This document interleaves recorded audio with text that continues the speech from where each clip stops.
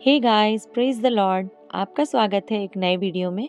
आज मैं आपके लिए लेकर आई हूँ एक 1 ईयर बाइबल रीडिंग कैलेंडर। अगर आप अपनी बाइबल को रोज़ नहीं पढ़ पाते हैं और आप कभी भी अपनी बाइबल कंप्लीट नहीं कर पाए हैं तो ये वीडियो आपके लिए है। इसमें ओल्ड टेस्टामेंट और न्यू टेस्टामेंट के सभी चैप्टर्स को इस तरह से लिया गया है कि आप 1 ईयर में अपनी पूरी बाइबल कंप्लीट कर पाएंगे। ये ऑडियो फॉर्मेट है। इसके साथ आप अपनी बाइबल को ओपन करके रीड कर सकते हैं। डे 1 से लेकर डे 365 तक के सभी चैप्टर्स मैं आपके लिए लेकर आई हूँ। डे 365 पर आप अपनी पूरी बाइबल कंप्लीट कर पाएंगे, इसलिए आप इसके द्वारा आशीषित हों। और अगर आपको ये वीडियो पसंद आती है तो आप अपने फैमिली और फ्रेंड्स से शेयर करें, और अगर आप चाहें तो आप सब्सक्राइब, लाइक और कमेंट भी कर सकते हैं। So praise the Lord, shalom to everyone. Let's get started. Day 38, Leviticus chapter 1, होम बलि की विधि। यहोवा ने मूसा को बुलाकर मिलाप वाले तंबू में से उससे कहा, इज़राइलियों से कह कि तुम में से यदि कोई मनुष्य यहोवा के लिए पशु का चढ़ावा चढ़ाए तो उसका बलि पशु गाय बैलों अथवा भेड़ बकरियों में से एक का हो। यदि वे गाय बैलों में से होम बलि करे तो निर्दोष नर मिलाप वाले तंबू के द्वार पर चढ़ाए कि यहोवा उसे ग्रहण करे। वह अपना हाथ होम बलि पशु के सिर पर रखे और वह उसके लिए प्रायश्चित करने को ग्रहण किया जाएगा। तब वह उस बछड़े को यहोवा के सामने बलि करे और हारून के पुत्र जो याजक हैं वे लहू को समीप ले जाकर उस वेदी के चारों ओर छिड़कें जो मिलाप वाले तंबू के द्वार पर है। फिर वह होम बलि पशु की खाल निकालकर उस पशु को टुकड़े टुकड़े करें। तब हारून याजक के पुत्र वेदी पर आग रखें और आग पर लकड़ी सजा कर रखें, और हारून के पुत्र जो याजक हैं वे सिर और चर्बी समेत पशु के टुकड़ों को उस लकड़ी पर जो वेदी की आग पर होगी सजा कर रखें, और वह उसकी अतड़ियों और पैरों को जल से धोएं। तब याजक सबको वेदी पर जलाए कि वह होम बलि यहोवा के लिए सुखदायक सुगंध वाला हवन ठहरे। यदि वह भेड़ों या बकरों की होम बलि चढ़ाए तो निर्दोष नर को चढ़ाए, और वह उसको यहोवा के आगे वेदी के उत्तरी ओर बलि करे, और हारून के पुत्र जो याजक हैं वे उसके लहू को वेदी के चारों ओर छिड़कें, और वह उसको टुकड़े टुकड़े करे और सिर और चर्बी को अलग करे। और याजक इन सब को उस लकड़ी पर सजा कर रखे जो वेदी की आग पर होगी, और वह उसकी अतड़ियों और पैरों को जल से धोए, और याजक सबको समीप ले जाकर वेदी पर जलाए कि वह होम बलि और यहोवा के लिए सुखदायक सुगंध वाला हवन ठहरे। यदि वह यहोवा के लिए पक्षियों की होम बलि चढ़ाए तो पंडुकों या कबूतरों का चढ़ावा चढ़ाए। याजक उसको वेदी के समीप ले जाकर उसका गला मरोड़ के सिर को धड़ से अलग करे और वेदी पर जलाए, और उसका सारा लहू उस वेदी के बाजू पर गिराया जाए, और वह उसकी गल थैली को मल सहित निकाल कर वेदी के पूर्व की ओर राख डालने के स्थान पर फेंक दे, और वह उसको पंखों के बीच से फाड़े पर अलग अलग ना करे। तब याजक उसको वेदी पर उस लकड़ी के ऊपर रखकर जो आग पर होगी जलाए कि वह होम बलि और यहोवा के लिए सुखदायक सुगंध वाला हवन ठहरे। लेविटिकस चैप्टर 2, अन्न बलि की विधि।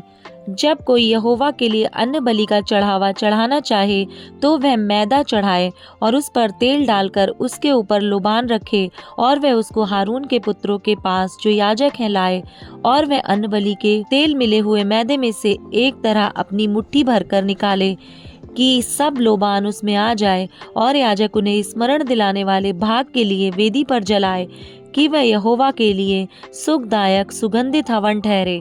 और अन्न बलि में से जो बचा रहे वह हारून और उसके पुत्रों का ठहरे, वह यहोवा के हवनों में से परम पवित्र भाग होगा। जब तू अन्न बलि के लिए तंदूर में पकाया हुआ चढ़ावा चढ़ाए तो वह तेल से सने हुए अखमीरी मैदे के फुलकों या तेल से चुपड़ी हुई अखमीरी चपातियों का हो। और यदि तेरा चढ़ावा तवे पर पकाया हुआ अन्न बलि हो तो वह तेल से सने हुए अखमीरी मैदे का हो। उसको टुकड़े टुकड़े करके उस पर तेल डालना, तब वह अन्न बलि हो जाएगा। और यदि तेरा चढ़ावा कड़ाही में तला हुआ अन्न बलि हो तो वह मैदे से तेल में बनाया जाए। और जो अन्न बलि इन वस्तुओं में से किसी का बना हो उसे यहोवा के समीप ले जाना, और जब वह याजक के पास लाया जाए तब याजक उसे वेदी के समीप ले जाए, और याजक अन्न बलि में से स्मरण दिलाने वाला भाग निकालकर वेदी पर जलाए कि वह यहोवा के लिए सुखदायक सुगंध वाला हवन ठहरे, और अन्न बलि में से जो बचा रहे वह हारून और उसके पुत्रों का ठहरे। वह यहोवा के हवनों में परम पवित्र भाग होगा। कोई अन्न बलि जिसे तुम यहोवा के लिए चढ़ाओ खमीर मिलाकर बनाया ना जाए। तुम कभी हवन में यहोवा के लिए खमीर और मधु ना जलाना। तुम इनको पहली उपज का चढ़ावा करके यहोवा के लिए चढ़ाना, पर वे सुखदायक सुगंध के लिए वेदी पर चढ़ाए ना जाएं। फिर अपने सब अन्न बलियों को नमकीन बनाना, और अपना कोई अन्न बलि अपने परमेश्वर के साथ बंधी हुई वाचा के नमक से रहित होने ना देना। अपने सब चढ़ावों के साथ नमक भी चढ़ाना। यदि तू यहोवा के लिए पहली उपज का अन्न बलि चढ़ाए, तो अपनी पहली उपज के अन्न बलि के लिए आग में भुनी हुई हरी हरी बालें अर्थात हरी हरी बालों को मींज के निकाल लेना। तब अन्न को चढ़ाना और उसमें तेल डालना और उसके ऊपर लोबान रखना, तब वह अन्न बलि हो जाएगा।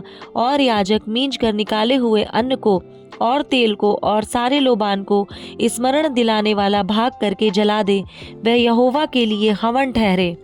लेविटिकस चैप्टर 3 मेल बलि की विधि। यदि उसका चढ़ावा मेल बलि का हो, और यदि वह गाय बैलों में से किसी को चढ़ाए, चाहे वह पशु नर हो या मादा, तो जो निर्दोष हो उसी को वह यहोवा के आगे चढ़ाए, और वह अपना हाथ अपने चढ़ावे के पशु के सिर पर रखे और उसको मिलाप वाले तंबू के द्वार पर बलि करे। और हारून के पुत्र जो याजक हैं, वे उसके लहू को वेदी के चारों ओर छिड़कें, और वे मेल बलि में से यहोवा के लिए हवन करें, अर्थात जिस चर्बी पर अतड़ियाँ ढपी रहती हैं और जो चर्बी उनमें लिपटी रहती है वह भी, और दोनों गुर्दे और उनके ऊपर की चर्बी जो कमर के पास रहती है, और गुर्दों समेत कलेजे के ऊपर की झिल्ली, इन सब को वह अलग करे। तब हारून के पुत्र इनको वेदी पर उस होम बलि के ऊपर जलाएं, जो उन लकड़ियों पर होगी जो आग के ऊपर हैं, कि यह यहोवा के लिए सुखदायक सुगंध वाला हवन ठहरे।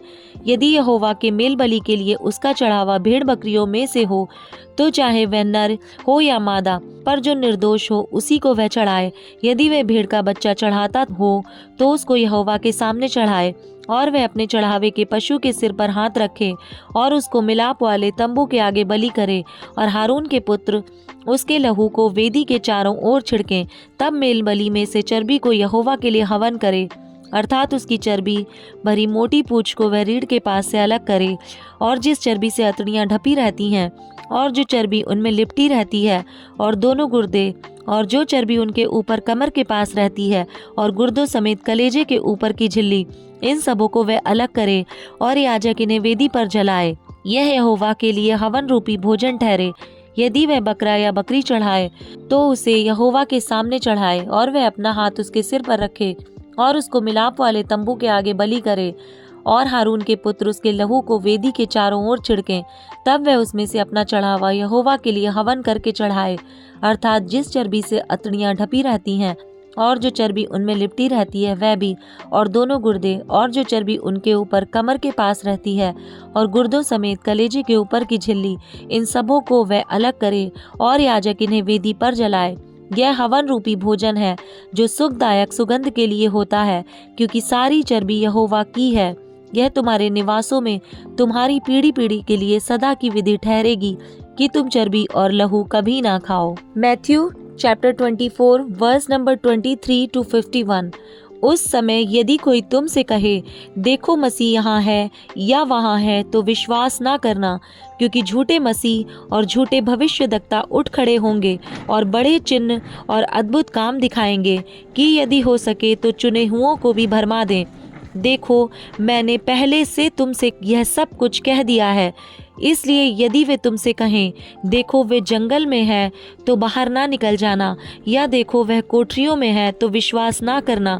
क्योंकि जैसे बिजली पूर्व से निकलकर पश्चिम तक चमकती है, वैसे ही मनुष्य के पुत्र का भी आना होगा। जहाँ लोथ हो वहीं गिद्ध इकट्ठे होंगे। मनुष्य के पुत्र का पुनरागमन।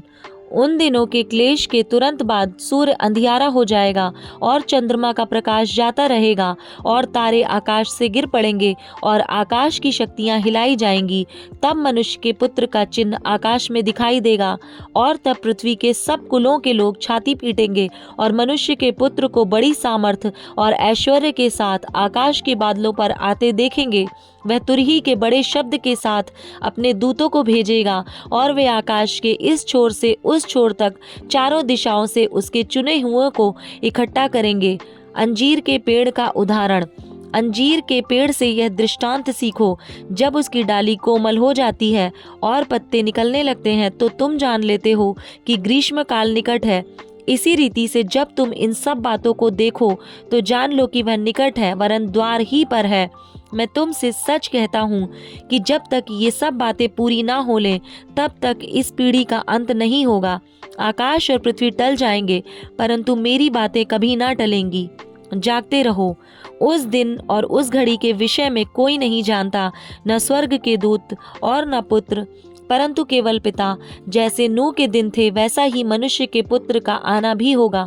क्योंकि जैसे जल प्रलय से पहले के दिनों में, जिस दिन तक कि नूह जहाज पर ना चढ़ा, उस दिन तक लोग खाते पीते थे और उनमें विवाह होते थे, और जब तक जल प्रलय आकर उन सबों को बहा ना ले गया तब तक उनको कुछ भी मालूम ना पड़ा, वैसे ही मनुष्य के पुत्र का आना भी होगा।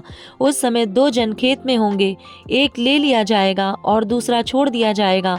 दो स्त्रियां चक्की पीसती रहेंगी, एक ले ली जाएगी और दूसरी छोड़ दी जाएगी। इसलिए जागते रहो, क्योंकि तुम नहीं जानते कि तुम्हारा प्रभु किस दिन आएगा। परंतु यह जान लो कि यदि घर का स्वामी जानता होता कि चोर किस पहर आएगा तो जागता रहता और अपने घर में सेंध लगने ना देता। इसलिए तुम भी तैयार रहो, क्योंकि जिस घड़ी के विषय में तुम सोचते भी नहीं हो उसी घड़ी मनुष्य का पुत्र आ जाएगा। विश्वास योग्य दास और दुष्ट दास। अतः वह विश्वास योग्य और बुद्धिमान दास कौन है जिसे स्वामी ने अपने नौकर चाकरों पर सरदार ठहराया कि समय पर उन्हें भोजन दे। धन्य है वह दास जिसे उसका स्वामी आकर ऐसा ही करते पाए। मैं तुमसे सच कहता हूँ, वह उसे अपनी सारी संपत्ति पर अधिकारी ठहराएगा। परंतु यदि वह दुष्ट दास सोचने लगे कि मेरे स्वामी के आने में देर है और अपने साथी दासों को पीटने लगे और पियक्कड़ों के साथ खाए पिए, तो वह दास का स्वामी ऐसे दिन आएगा जब वह उसकी बाट ना जोता हो और ऐसी घड़ी जिसे वह ना जानता हो, तब वह उसे भारी ताड़ना देगा और उसका भाग कपटियों के साथ ठहराएगा। वहाँ रोना और दांत पीसना होगा।